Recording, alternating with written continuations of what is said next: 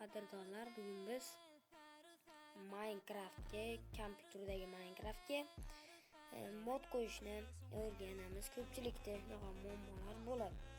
Mana, misol uchun biz hozir mana bitta Dynamic Lights modini qila olganmiz. Mana.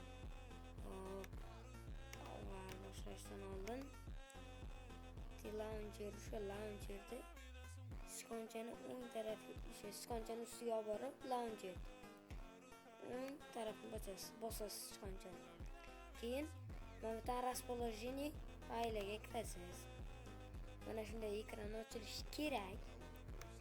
Keyin sekin tepaga ko'tarilaverasiz va modus papkasi chiqadi.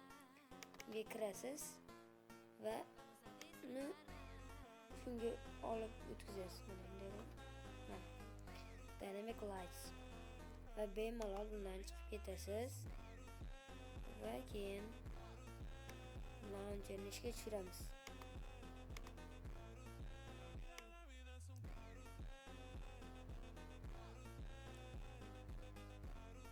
Mana launcherimiz hozir ishga tushsin.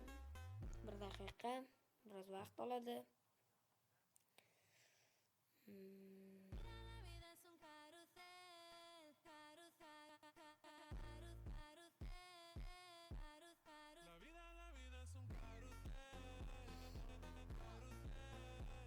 Mana launcherga kirganda siz mod o'qilishi uchun siz albatta Forge versiyadan foydalanishingiz kerak. Mana Forge Fabricdan emas, Optifine'dan emas.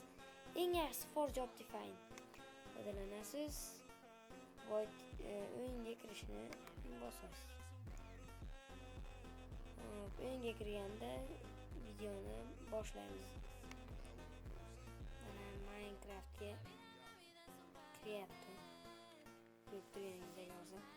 Boshda kompyuterim yaxshi emas, biroz kuchsiz kompyuter, shuning uchun mana e'tibor bermaymiz.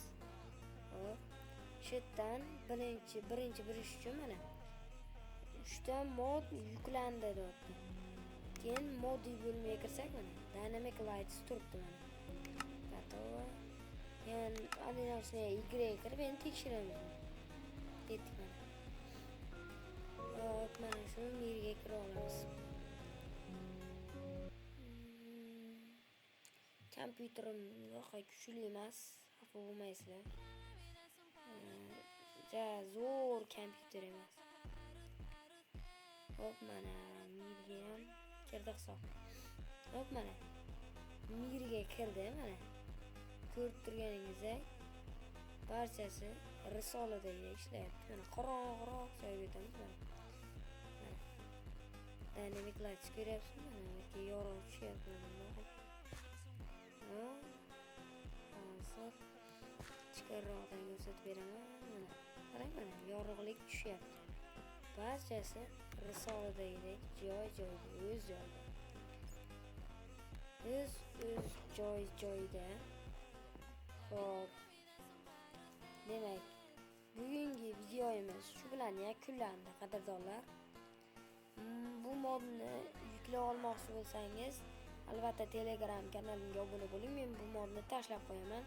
Shu videoda ishlayotgan barcha narsalarimni shaderlarimgacha tashlab boraman.